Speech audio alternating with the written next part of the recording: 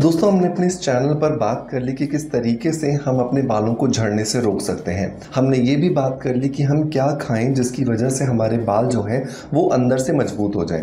हमने ये भी बात कर ली कि अगर गंजापन आ गया है तो उसे किस तरीके से दूर किया जा सकता है। लेकिन ये सब कुछ होने के बाद अगर हमारे बाल उगते हैं लेकिन उनकी क्वालिटी बिल्कुल अच्छी नहीं होती है, वो बिल्कुल भी मैनेजेबल नहीं है, वो बहुत ज़्यादा ड्राई है, बहुत ज़्यादा रफ है, बहुत ज़्यादा फ्रीजी हैं, तो यकीन मानिए कि आप चाहे कितने ही घने बालों के मालिक क्यों ना हो जाएं, आपकी पर्सनैलिटी बिल्कुल भी अच्छी नहीं लगती है। आपके बालों का घने होने के साथ साथ उनका मैनेजेबल होना भी बहुत ज़्यादा ज़रूरी है। और यही एक समस्या है जो महिलाओं को बहुत ज़्यादा परेशान करती है।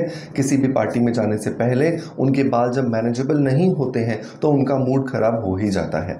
तो ऐसी कंडीशन में हमें ज़रूरत होती है हफ्ते में एक बार किए जाने वाले एक ऐसे प्रोसेस के बारे में जिसे हम अपने घर में कर सकें और घर में करके अपने बालों को बहुत ज़्यादा स्मूथ और बहुत ज़्यादा शाइनी बना सकें। तो आज के इस वीडियो के अंदर मैं बात करूंगा 2 टिप्स के बारे में। एक टिप जो आप हफ्ते में 2 से 3 बार करोगे, हर बार अपने शैम्पू को करने से पहले, और दूसरे टिप के बारे में बात करूंगा जो आपको हफ्ते में एक ही बार करना है। आप चाहें तो इसे शैम्पू से पहले कर सकते हैं या फिर चाहें तो जब आपको फुर्सत मिले हफ्ते में तब आप इसका इस्तेमाल कर सकते हैं। तो अब देर नहीं करते हैं और इन दोनों टिप्स को समझते हैं और इनसे अपने बालों को मैनेजेबल बनाने की कोशिश करते हैं। तो चलिए स्टार्ट करते हैं।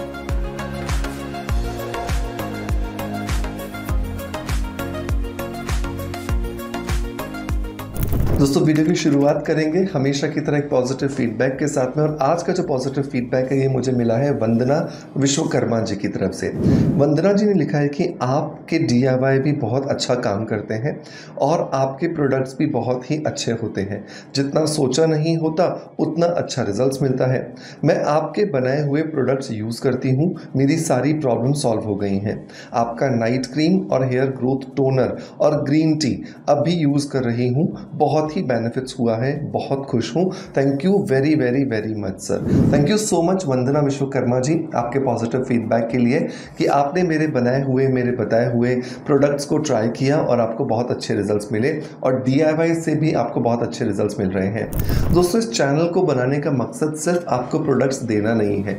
इस चैनल पर हम बहुत सारे DIYs भी शेयर करते हैं और हर रोज़ एक लॉन्ग वीडियो के माध्यम से और एक रील के माध्यम से आपको DIYs बताए जाते हैं। लेकिन फिर भी बहुत सारे लोग ऐसे हैं जो DIYs को रेगुलरली नहीं कर पाते हैं या उनके पास टाइम नहीं होता है या वो मैनेज नहीं कर पाते हैं किसी भी वजह से, तो उन्हें रेडी टू यूज़ प्रोडक्ट्स चाहिए होते हैं। और इसीलिए मैं अपने ब्रांड में रिसर्च करके बहुत सारे प्रोडक्ट्स समय समय पर लॉन्च करता हूँ। बहुत सारे लोगों को ये अच्छा लगता है, बहुत सारे लोगों को ये बुरा भी लगता है। तो आप हर एक को खुश नहीं कर सकते, राइट। भगवान से भी बहुत सारे लोग खुश हैं और बहुत सारे लोग नाखुश भी हैं। तो हर व्यक्ति हर एक इंसान को खुश नहीं कर सकता। तो ये सोच में लेकर के हमेशा दिमाग में चलता हूँ। इसलिए बहुत बार कमेंट्स में जब गालियाँ भी लिखी हुई आती हैं तो भी सर आंखों पर होती हैं, और अगर नहीं भी लिखी यानी तारीफ भी होती तो भी सर आंखों पर होती हैं। यहाँ पर वंदना जी बात कर रही हैं इस एंटी एजिंग क्रीम के बारे में। ये बहुत मेहनत से मैंने बनाई है और मेहनत मैं इसलिए बोल रहा हूँ क्योंकि मेहनत हर प्रोडक्ट को बनाने में लगती है, क्योंकि आप ढूंढते हो कि क्या बेस्ट इंग्रेडिएंट इस दुनिया में मिल सकता है जिसको हम अपने चेहरे पर लगा सकें बिना किसी साइड इफेक्ट के बहुत अच्छे रिजल्ट्स अचीव कर सकें। लेकिन इसके पीछे मेहनत इसलिए ज़्यादा लगी क्योंकि मार्केट में जितनी भी क्रीम्स मिल रही थी वो जितने बड़े बड़े दावे कर रही हैं उन दावों के साथ में इसको खड़ा होना था। तो इस वजह से इसके अंदर नेचुरल इंग्रेडिएंट्स को इस्तेमाल करते समय बहुत ज़्यादा मैंने ध्यान रखा। और अगर आप एक ऐसी एंटी एजिंग क्रीम ढूंढना चाहते हो या ढूंढ रहे हो जो आप 30 के ऊपर किसी भी एज ग्रुप के व्यक्ति को दे सको या लगा सको बिना किसी साइड इफेक्ट के, अपनी fine lines, wrinkles, open pores, dull skin को ठीक कर सको, तो डेफिनेटली स्किन अफेयर्स की एंटी एजिंग क्रीम को आपको ज़रूर ट्राई करना चाहिए। रोज़ रात को सोने से पहले साफ चेहरे पर लगाइए और रात भर इसको लगा रहने दीजिए और आप देखोगे आपको बहुत अच्छे जो रिजल्ट्स हैं वो मिलना शुरू हो गए हैं। चलिए दोस्तों, इसका लिंक जो है मैं डिस्क्रिप्शन बॉक्स में दे दूंगा और मेक श्योर कि आप इसे ज़रूर ट्राई कीजिएगा। मेरे कहने से आपको इसकी वजह से बहुत अच्छे जो रिजल्ट्स हैं वो मिलने वाले हैं। दोस्तों, अब आते हैं बालों को मैनेजेबल कैसे करें। तो पहला और इम्पॉर्टेंट जो तरीका है वो है बालों की ऑयलिंग करना। जैसे किसी भी गाड़ी को चलाने के लिए उसका ऑयल इम्पॉर्टेंट पार्ट प्ले करता है, बिल्कुल वैसे ही बालों को भी मैनेजेबल बनाने के लिए, बालों को भी स्मूथ एंड शाइनी बनाने के लिए ऑयलिंग बहुत इंपॉर्टेंट है। मैं ये देख रहा हूँ कि आजकल जो बच्चे हैं, ये जो जनरेशन है नई वाली, ये ऑयलिंग नहीं करती है। जब हम छोटे होते थे तो उस समय पर ऑयलिंग एक रेगुलर एक प्रोसेस होता था। लड़कियों को भी बिल्कुल पूरा टाइम पर ऑयल लगा करके उनकी मम्मियाँ जो हैं वो चोटी बांध करके रखती थी। लड़के भी बिना ऑयल लगाए अपने बालों को नहाने के बाद नहीं बनाते थे, और आज का कल्चर बिल्कुल अलग हो गया है। मैं ये नहीं कह रहा हूँ कि आप पूरा दिन बालों को ऑयलिंग करके रखो, लेकिन एटलीस्ट जिस दिन आप शैम्पू करने वाले हो उससे एक रात पहले आप ज़रूर ऑयलिंग करो। बिकॉज शैम्पू के अंदर जो बहुत सारे सल्फेट्स होते हैं, बहुत सारे आपके सर्फेक्टेंट्स होते हैं, वो आपके बाल के नेचुरल मॉइस्चर को खींच लेते हैं। और जब आपके बाल का नेचुरल मॉइस्चराइज़र, मतलब जिसको NMF कहा जाता है, नेचुरल मॉइस्चराइजिंग फैक्टर, जब वो निकल जाता है तो आपका बाल बहुत ज़्यादा ड्राई और फ्रीजी हो जाता है। और इस ड्राइनेस और फ्रीजीनेस की वजह से क्या होता है, आपका बाल उड़ा उड़ा दिखता है, अनमैनेजेबल दिखता है, राइट, एकदम बड़ा भारी भारी हो जाता है। ये खूबसूरत दिखने की बात नहीं कि मेरे बाल घने दिख रहे हैं, क्योंकि वो मैनेजेबल भी तो होने चाहिए ना, राइट। इसलिए ऑयलिंग करना बहुत ज़रूरी है।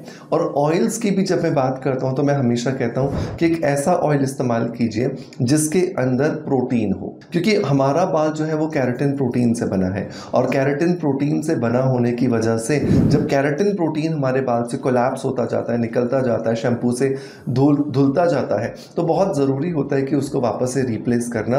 और इसके लिए मेरा हमेशा रिकमेंडेशन होता है कि आप आर्गन मुर्कन ऑयल को इस्तेमाल कीजिए। ये जो आर्गन मुर्कन ऑयल है ये केराटिन प्रोटीन से रिच है, और केराटिन प्रोटीन से रिच होने की वजह से ये आपके बालों के अंदर जो केराटिन प्रोटीन आपके शैम्पू की वजह से, साबुन की वजह से, या फिर पानी की हार्डनेस की वजह से जो केराटिन प्रोटीन को निकालता जा रहा था, उसको वापस से रिप्लेस करने में आपकी बहुत ज़्यादा मदद करता है, राइट।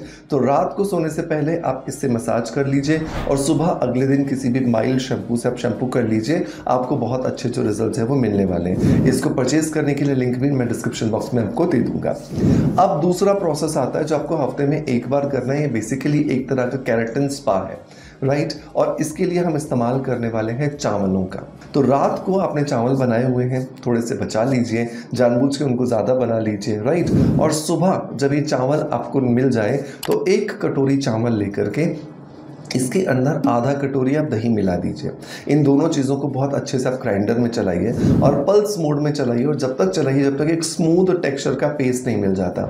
चावल के अंदर बहुत सारा स्टार्च होता है और दही के अंदर बहुत सारा लैक्टिक एसिड होता है। ये दोनों चीज़ों का कॉम्बिनेशन आपके बाल को एक बहुत ही अच्छा स्ट्रक्चर और बॉडी प्रोवाइड करते हैं, जिसकी वजह से आपके बालों के अंदर जो क्यूटिकल बहुत ज़्यादा रफ हो जाती है, डैमेज हो जाती है, डेप्रिशिएट हो जाती है, उसे वापस से ठीक करने में आपको बहुत ज़्यादा मदद मिलती है।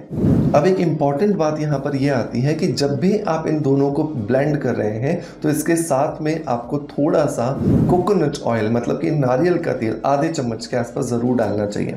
कोकोनट ऑयल के अंदर होता है ल्यूरिक एसिड, और ये ल्यूरिक एसिड चावल के अंदर जो स्टार्च होता है उसके साथ मिल करके एक कंपोनेंट बनाता है जो कि एक्चुअली केराटिन प्रोटीन की तरह होता है।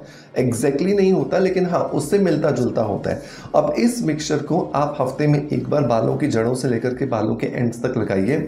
आधे घंटे के लिए लगाने के बाद छोड़ दीजिए, और छोड़ने के बाद में ठीक साफ पानी से अपने बालों को वॉश कर लीजिए। जब आपके बाल वॉश हो जाए तो अब आपको अगर लगता है कि शैम्पू करने की ज़रूरत है तो शैम्पू कीजिए, वरना अगले दिन शैम्पू कीजिए। इस तरीके से जब आप इन दोनों प्रोटोकॉल्स को फॉलो करेंगे तो आपके जो झाड़ू जैसे जो बाल है ना, जो बिल्कुल भी मैनेजेबल नहीं होते, आप बहुत सारे प्रयास करते हो लेकिन फिर भी आप उसको ठीक नहीं रख पा रहे हो, तो उन सबको आप अच्छे से ठीक रख पाओगे, उन सबको आप मैनेज कर पाओगे, और इसकी वजह से आपको बहुत अच्छे जो रिजल्ट्स हैं वो मिलने वाले हैं, right. So make sure in दोनों नुस्खों को ज़रूर ट्राई कीजिएगा, और ट्राई करने के बाद जब आपको बहुत अच्छे रिजल्ट्स मिले तो मुझे अपना फीडबैक ज़रूर दीजिएगा।